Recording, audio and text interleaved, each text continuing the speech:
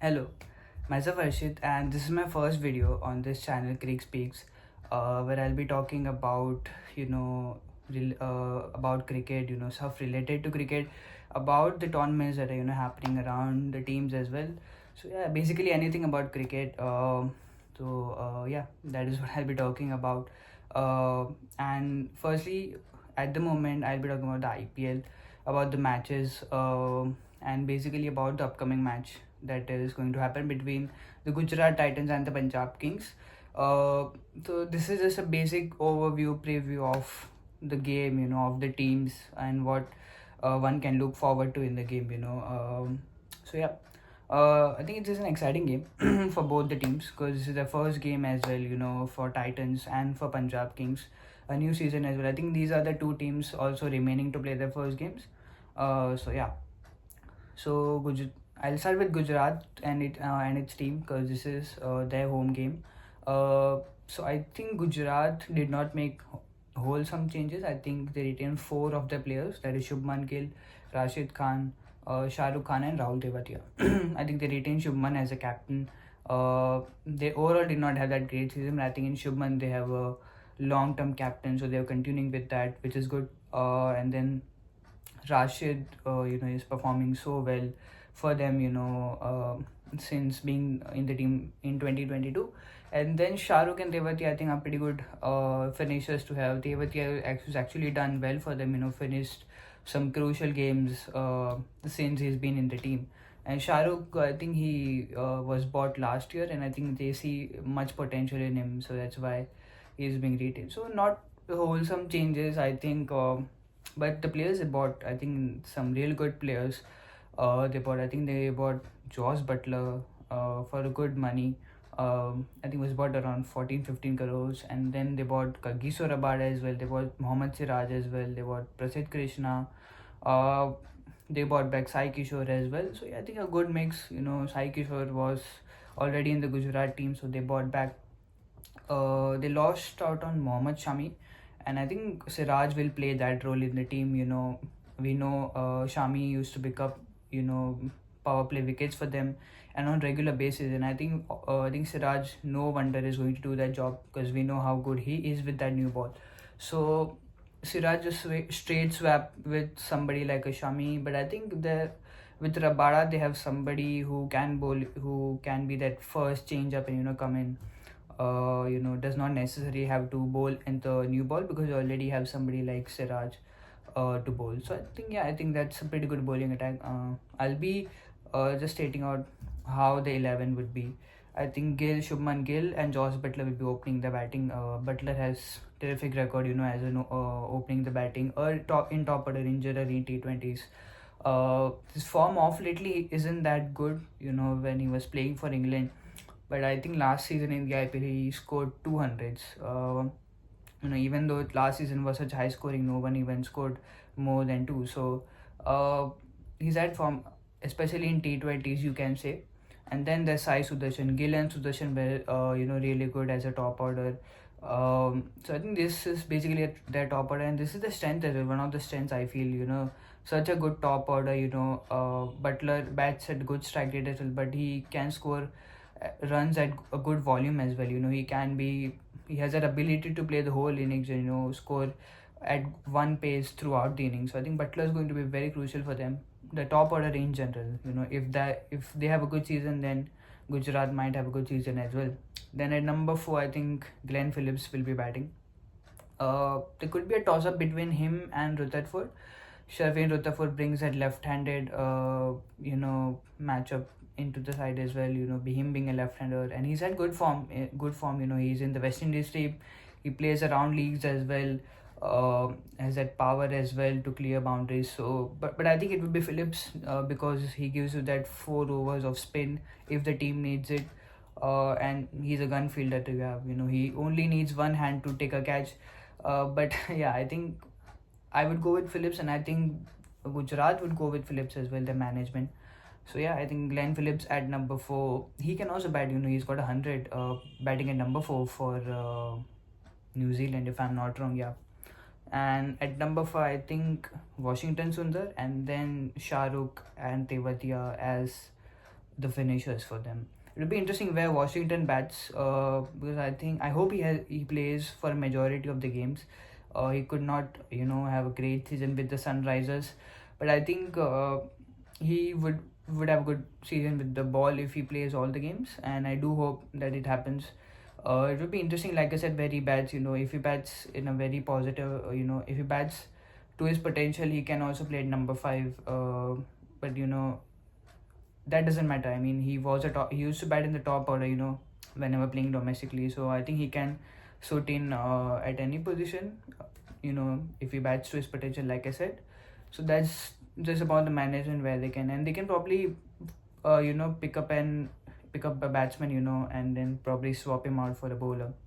This is a main, I would say, batting. 7 batters. Then the bowling is Sai Kishore, who can bat a bit. Rashid Khan, we've seen he can bat a bit as well. He has a power hitter. He can hit few shots, big shots as well. So both these players can bat a bit. And this will be the spin attack as well, which I don't think is pretty bad. Sai Kishore has done really well in the domestic circuit, especially his economy is really good in the domestic circuit or the T20 cricket that is played so far. And Rashid, if he has a good season, we know once he gets wickets on a roll, he can just, have a good season. And, even Gujarat would have a good season. I think that's why I said, Rashid is quite crucial for them as well. Rashid, George Butler, these kind of players. Then they have Mohammad Siraj, they have Kagiso Rabada, they have Prasidh Krishna. So this is a fast bowling quartet. They can include one more pacer, like I said. If they're batting first, they can include extra batter, rather than the 7 batters in the 11 and then swap a bowler with him in the second innings. Vice versa, batting first, batting second. That's what. There's no one specific 11 since there's an impact player rule, but yeah, I think that's what they can do. So I think overall the team looks pretty good. I think the fast bowling is good because the conditions in Ahmedabad support pacers, especially if bowling first, it's a wicket and ground which helps pacers. There's one big square boundary as well. So the ground dimensions also support the fast bowlers in general. So I think Siraj might love playing here. And the fast bowling overall, I think Rabada as well, these players will probably love playing here. And I think Sai Kishore also might get a lot of games which he couldn't in the earlier seasons. So yeah, let's hope these guys have a good season. Overall team looks pretty good, but I still think I think the top order, if Butler, Gill, Sudarshan, these guys score runs, click from the get-go, I think that is what Gujarat would hope for. They will have a good season. And no wonders, they have such good pace attack, with Ashish Nehra being the coach. So yeah, I think overall team looks good. Now talking about the Punjab Kings, I think there's not a massive overall, but with every mega auction, Punjab sort of make changes. Look forward to new, new season, new changes, and hopefully a good season as well. That's what they hope for. They changed the head coach as well. Ricky Ponting is the head coach. They picked up Shreyas Iyer in the auction, made him the captain. So he's a pretty good pick. He won the IPL last year as a captain. Off lately his form is pretty good as well with the bat. So they would hope that he carries his form, and both his captaincy and with his batting, he can contribute. That would be such a good thing. Now they made some really good picks. I think they brought back Maxwell. I think who I think is in good form. And if he continues his form, I think that would be essential for Punjab. And they would hope so that he does not have a season like 2020 when he was last playing for them. They picked up Stoinis, they picked up Chahal, and I think they churned out 18 crores for both Chahal and Asdeep, who are going to be crucial. They picked up Ferguson, I feel. Yeah, Ferguson. They picked up English, a lot of Australian players there, Aaron Hardy, Xavier Bartlett. They picked up Marco Jansen as well, who could be crucial for them as well. Really good all-rounders, having coming from such a good international performances, off lately. So I think the domestic players are also pretty good. They picked up Priyansh Arya from Delhi, who's had a good domestic season, made a name for himself in the Delhi Premier League where he hit 6 sixes, 6 sixes in a row, sorry. Then they have Suryansh Shedge as well from Mumbai. I think that is one player that I'm looking forward to watch. I hope he gets into the team because I've seen him play and he plays really well, lower down the order with the does a finishing role for the Mumbai team, and I think Punjab can actually use him as an impact player. And like I said, so I would love to see how he goes. Suryansh Shigre is that one player who I hope gets a lot of games, and Punjab play him. Not just stick with. So I think they would as well, because with the impact player rule, you can probably pick. There's more chances of domestic players coming in. So I hope he does come into side. Let's look at the 11. I think Prab Simran, I forgot to say about Prab Simran and Shashank. These two were the guys who were 18 before the auction, and these two will be in the 11 as well. So starting with Prab Simran, I think he's had a good season with Punjab. Gave them good start last season, but just did not have that much of runs to offer with. So he'll look forward to start pretty well, and then I think they might go with Inglis as an opener. But there's a chance that Priyansh Arya might go as well. Again, that's on the management, what they go, whom they pick and all of that. But I feel it's going to be Inglis. Then Shreyas Iyer, the captain, at number 3. And then Maxwell at 4. I hope Maxwell comes at 4, because I know he's an attacking player and he can play at 5, 6, whatever number it is. But Maxwell, if he comes at number 4, he gets that platform to bat in the middle of overs. And he's good, facing spin. He can hit some really good shots, hit spinners really well. So I do hope Maxwell bats at 4, because his record in T20s at 3 or 4 is probably the best. And he gets that platform to bat in the middle order against spinners, which he does pretty well. So I hope Maxwell bats at number 4.